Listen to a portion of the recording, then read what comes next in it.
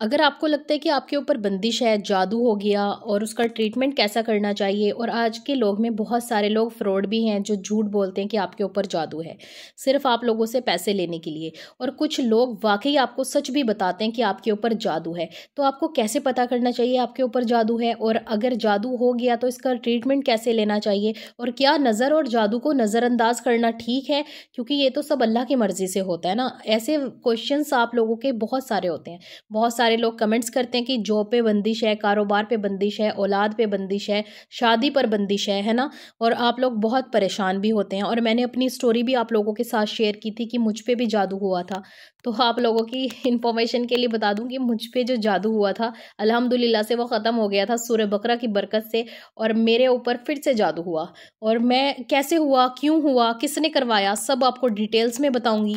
और क्या इस चीज़ को हमें नज़रअंदाज करना चाहिए या नहीं, वो भी बताऊंगी। और आज की इस वीडियो में हम बात करेंगे कि हैज़ पीरियड्स में आप लोग कुरान पाक की तिलावत कर सकती हैं या नहीं। बिस्मिल्लाहिर्रहमानिर्रहीम, अस्सलाम वालेकुम वरहमतुल्लाहि वबरकातुहू। कैसे हैं आप सब? आई होप आप सब बिल्कुल ठीक होंगे। अल्हम्दुलिल्लाह से मैं बिल्कुल ठीक हूँ। अल्लाह ताला आप सबको और मुझे ईमान की बेहतरीन हालत में रखे, और अल्लाह ताला हम सब के गुनाहों को माफ़ करे, हमारी मग़फ़िरत फ़रमाए, और ज़्यादा से ज़्यादा अज़कार करने वाला, इबादत करने वाला, नमाज़ें पढ़ने वाला बना दे। आमीन सुम्मा आमीन। जितने भी मेरे बहन भाई इस दुनिया में कहीं भी किसी भी परेशानी में मुब्तला हैं, अल्लाह ताला उनके लिए आसानियाँ करे, और अल्लाह ताला सब के लिए आसानियाँ करे, और मेरे लिए भी आसानियाँ करे। आमीन सुम्मा आमीन। आज हम एक तो इस बात पे बात करेंगे कि नज़र और जादू क्या वाकई बरहक है, और इसे नज़रअंदाज करना चाहिए या फिर हमें इसका ट्रीटमेंट करना चाहिए। और एक आज हम इस टॉपिक पर बात करेंगे कि हैज़ में यानी कि पीरियड्स के वक्त क्या आप लोग कुरान पाक की तिलावत कर सकते हैं, क्या आप लोग वजीफ़ा कर सकते हैं, क्या हम पढ़ सकते हैं, और क्या हम नहीं पढ़ सकते। ठीक है, क्योंकि हैज़ से रिलेटेड बहुत क्वेश्चंस आते हैं कि आप ही हम ये वजीफ़ा कर सकते हैं, हम इस्तग़फ़ार कर सकते हैं, हम कुरान पाक पढ़ सकते हैं या नहीं, वगैरह वगैरह। और जादू किन लोगों पर होता है, किन लोगों पर बंदिश अगर हो गई है, जादू हो गया है, तो इसको कैसे करना है। किसी के हस्बैंड यकीन नहीं करते, किसी के घर वाले यकीन नहीं करते, और जैसे कि आजकल की हमारी जनरेशन है वो भी कहती है कि नज़र वज़र जादू कुछ नहीं होता। तो आज हमारे ये दोनों टॉपिक हैं। मुझे यकीन है कि आप लोगों को ये वीडियो ज़रूर पसंद आएगी, और आप लोगों को इस वीडियो से काफ़ी फ़ायदा पहुँचेगा। ठीक है, तो सबसे पहले हम दुआ करेंगे अपने उन बहन भाइयों के लिए जो लोग हमें दुआओं के लिए कहते हैं। आज की हमारी पहली दुआ है, अस्सलाम वालेकुम आपी, मेरा नाम आयशा है। वालेकुम अस्सलाम आयशा, मेरे हक में भी दुआ करें, मेरा मर्ज़ कट जाए और अल्लाह ताला मुझे औलाद से नवाजे। इंशाअल्लाह अल्लाह ताला आपको औलाद नरीना, औलाद रहमत की खुशियाँ दिखाए, और अल्लाह ताला आपको इस मर्ज़ से भी निजात दे। जो भी आपकी हेल्थ इशू है अल्लाह ताला उसे ठीक कर दें। आप डॉक्टर का भी ट्रीटमेंट लें, और आप खुद भी इबादत करें, ज़्यादा से ज़्यादा इस्तग़फ़ार करें, सूरह बकरा पढ़ा करें, और सूरह रहमान, सूरह फ़ातिहा पढ़कर पानी पर दम करके पिया करें। इंशाअल्लाह जो भी आपका मर्ज़ है वो ठीक हो जाएगा।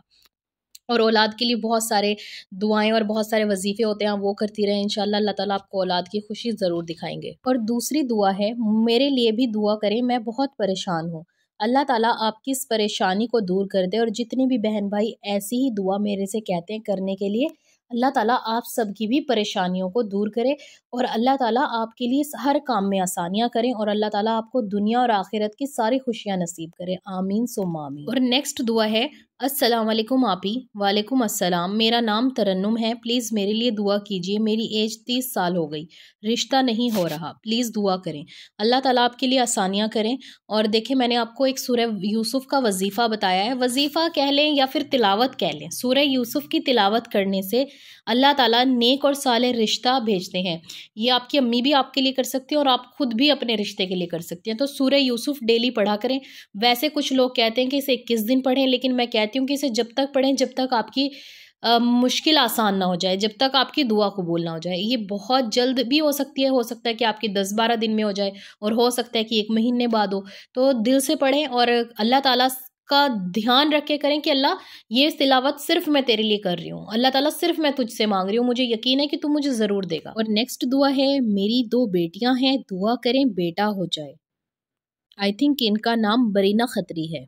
और हमारी नेक्स्ट दुआ भी कुछ ऐसी ही है, मेरे लिए दुआ करें, मुझे एक बेटा हो जाए। मेरी अल्हम्दुलिल्लाह से एक बेटी है। अल्लाह ताला आप दोनों को बेटे की दौलत से नवाजे, अल्लाह ताला आपको बेटे जैसी नेमत से नवाजे। और आप लोग सूरह यूसुफ की तिलावत किया करें और साथ में अल्लाह ताला से बहुत दुआ किया करें, इस्तग़फ़ार करें कसरत के साथ। मेरे चैलेंजेस में भी पार्टिसिपेट कर सकती हैं अगर आपसे वैसे इस्तग़फ़ार नहीं होता। इस्तग़फ़ार पढ़ने वालों को अल्लाह ताला खुद वादा कर रहे हैं सूरह नूह में कि मैं तुम्हें औलाद नरीना अता करूँगा, यानी कि औलाद बेटा अता करूँगा, जो आपकी मग़फ़िरत का भी ज़रिया बनेंगे माशाल्लाह से। नेक्स्ट दुआ है कि मेरे शौहर के लिए दुआ करें। इनका नाम बुशरा है और ये बहुत परेशान है। अल्लाह ताला आपकी परेशानी को ख़त्म कर दे। आप सूरह बकरा पढ़ें और अगर आप सूरह बकरा नहीं पढ़ सकती तो 313 बार वाला वजीफ़ा कर लें, जिसमें दुरूद पाक है, सूरह इखलास है और साथ में इस्तग़फ़ार है। इंशाल्लाह जिनकी शादी नहीं होती शादी हो जाती है, जिनको रिज़्क़ की कमी है, माल दौलत की कमी है, अपना घर नहीं है, उन सब का अपना घर बन जाएगा, जॉब लग जाएगी तो वो वजीफ़ा 313 बार वाला वजीफ़ा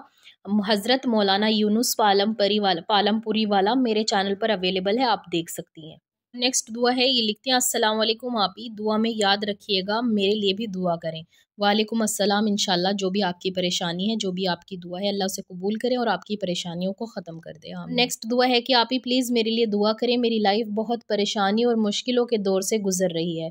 आपका बहुत शुक्रिया, आपकी वीडियो दिल को बहुत सुकून मिलता है आपकी वीडियो से। प्लीज़ मेरे लिए दुआ करें। माशाल्लाह, थैंक यू सो मच।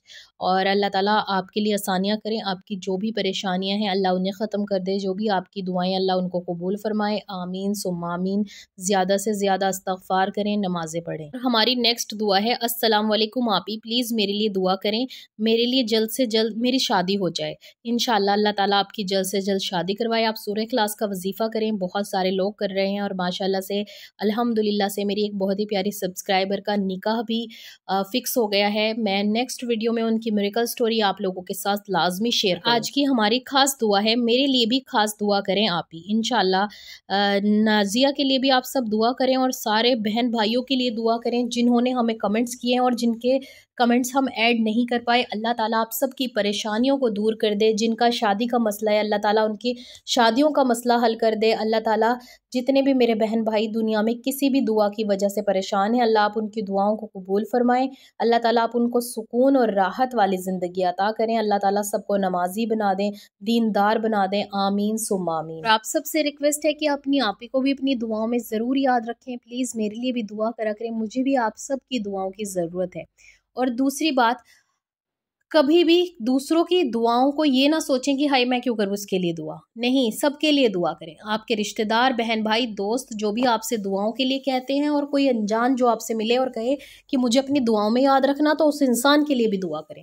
जब हम एक मोमिन के लिए दुआ करते हैं तो फरिश्ते हमारी दुआओं पर आमीन कहते हैं और अल्लाह ताला उनसे पहले हमारी दुआओं को कबूल करते हैं। तो देखें कितने बेनिफिट्स है दूसरों के लिए दुआ करने का। तो आज से सबसे ज़्यादा दुआ करें और हर वक्त दुआ करें। जब भी आप फ्री हों अल्लाह से बातें करें और अल्लाह को अपना दोस्त बना लें और अल्लाह से सब कुछ मांगा करें। एक टाइम पे आप कई दुआ भी मांग सकते हैं। एक कमेंट आया था कि आप ही क्या हम एक साथ बहुत सारी दुआ मांग सकते हैं, और अगर हम एक स्पेसिफिक चीज़ के लिए वजीफ़ा कर रहे हैं तो क्या हम बहुत सारी दुआएं मांग सकते हैं? जी हाँ, बिल्कुल। आपने वजीफ़ा क्या शादी के लिए आप मांग सकते हैं, अल्लाह ताला खैर की शादी हो, मेरे शौहर की लंबी ज़िंदगी हो, हमारी जोड़ी हमेशा सलामत रहे, अल्लाह ताला कारोबार में और रिज्क में भी बरकतें हों, कभी किसी का मोहताजगी ना हो। सब कुछ मांग सकते हैं आप, अपने लिए खुशियाँ मांग सकते हैं, सब कुछ मांग सकते हैं। चलिए आज का हमारा नेक्स्ट टॉपिक है, मतलब कि मेन टॉपिक है, एक तो हमने बात करनी थी नज़र, हसद और काले जादू पे। सबसे पहले हम इसी पे बात कर लेते हैं। और हैज़ में और पीरियड्स के वक्त आपने क्या पढ़ना है, कुरान पाक क्यों नहीं पढ़ना है, नमाज़ें पढ़नी है या नहीं पढ़नी है, क्या कर सकते हैं, वो भी हम क्लियर करेंगे।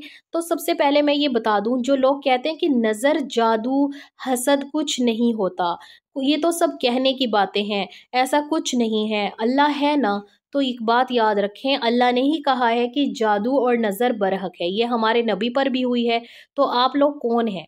तो याद रखें, जब भी आपको नेगेटिविटी फील हो रही हो, आपने देखा होगा कि आप कहीं बहुत अच्छे से तैयार होकर और बहुत अच्छे से अपनी फैमिली के साथ खुशी खुशी घूमने जाते हैं और अचानक से आपका मन ख़राब हो जाता है, आपको घबराहट होने लगती है, आपका उस महफिल में दिल नहीं लगता, आप बेचैन हो जाते हैं। तो समझ जाएं कि आप किसी नेगेटिव एनर्जी के कांटेक्ट में आ गए, बुरी नज़र या हसद का शिकार हो गए, जिसकी वजह से अचानक से आपके साथ ये हुआ और आपको एक बेचैनी सी महसूस होने लगती है। बस आपको लगता है कि मैं इस चीज़ से बच जाऊं, मैं यहाँ से निकल जाऊं, मैं अपने घर चली जाऊं, आपका मूड बहुत अच्छा होता है और अचानक से खराब हो जाता है। जरूरी नहीं है ये औरतों के साथ हो, ये मर्दों के साथ भी हो सकता है, आपके बच्चों के साथ भी हो सकता है।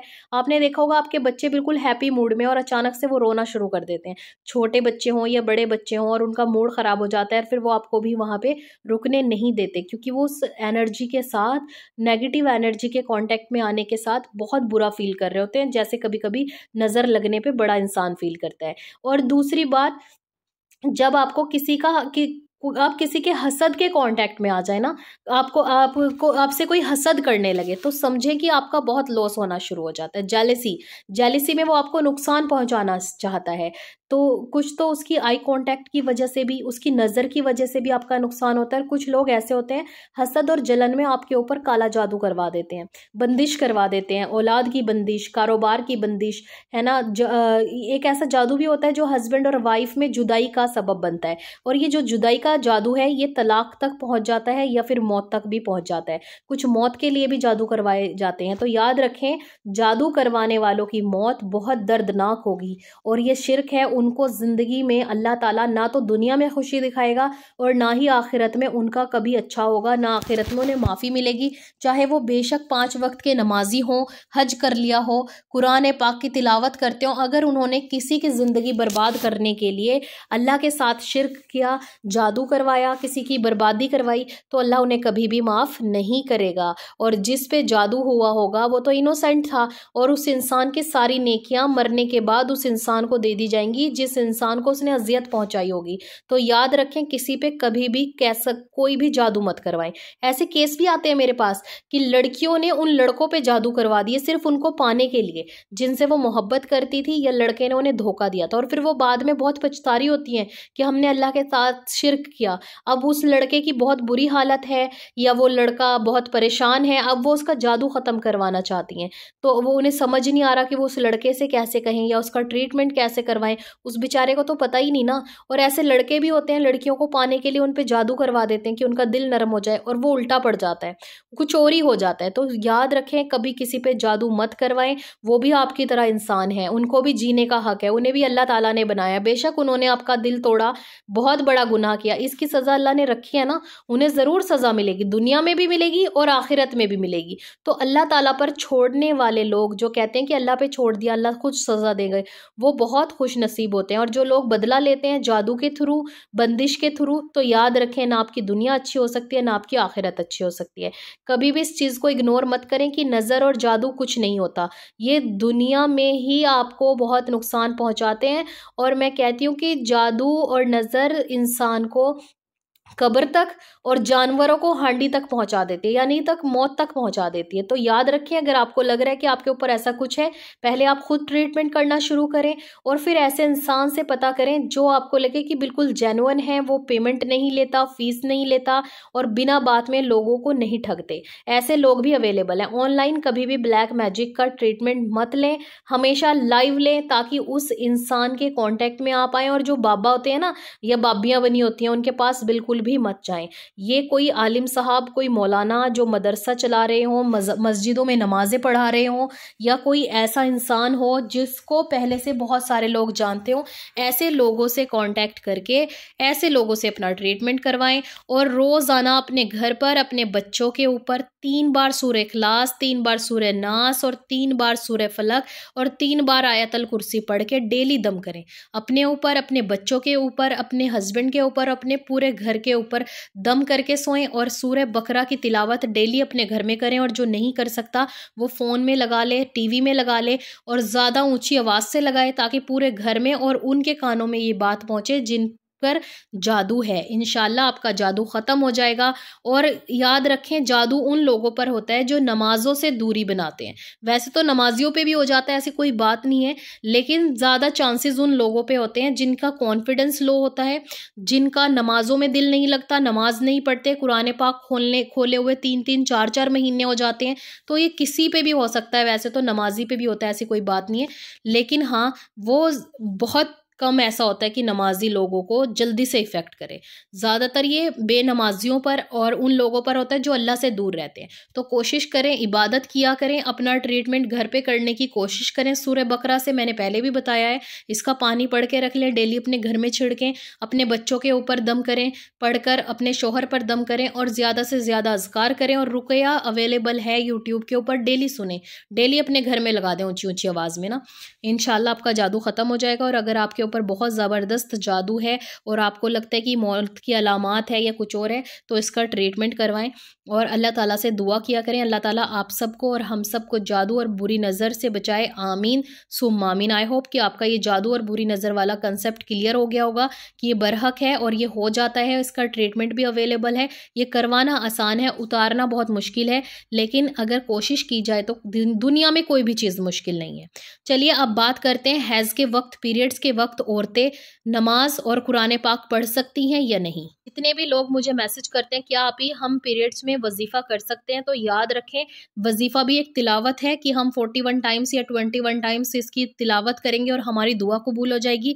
तो हम तिलावत नहीं कर सकते, कुरान पाक को टच नहीं कर सकते, क्योंकि कुरान पाक टच करने के लिए हमारा पाक होना और बावुज़ू होना ज़रूरी है। और अल्लाह ताला ने कुरान पाक और नमाज़ों की छूट हमें खुद दी है पीरियड्स के टाइम पे ना।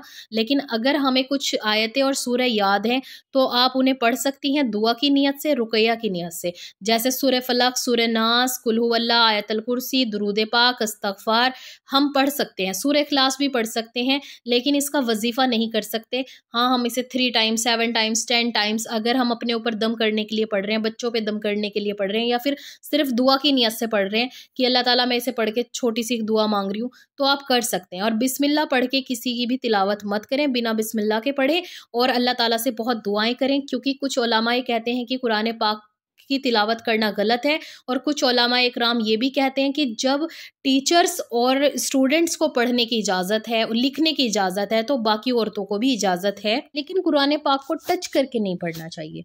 हाँ, कुरान शरीफ आजकल आप फ़ोन में स्क्रीन को टच किए बिना पढ़ सकते हैं। स्क्रीन को टच भी कर लें तब भी आप कुरान पाक को टच नहीं कर रही, तो आप पढ़ सकती हैं।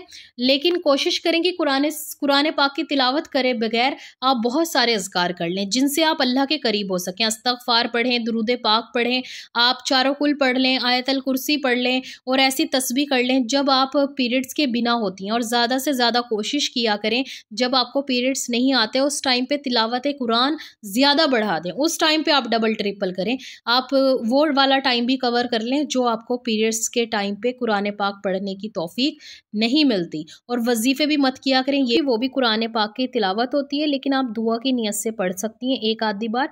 और मैंने अपनी लैंग्वेज में आपको आसान करके बताया है, अगर कहीं मैं गलत हूँ तो मैं आप सबसे माज़रत चाहती हूँ। मैंने ये रिसर्च करके बहुत सारे बड़े बड़े लोगों के बयान सुन के अपनी लैंग्वेज में आप लोगों को समझाया है। आई होप कि आपको इससे बहुत हेल्प मिलेगी।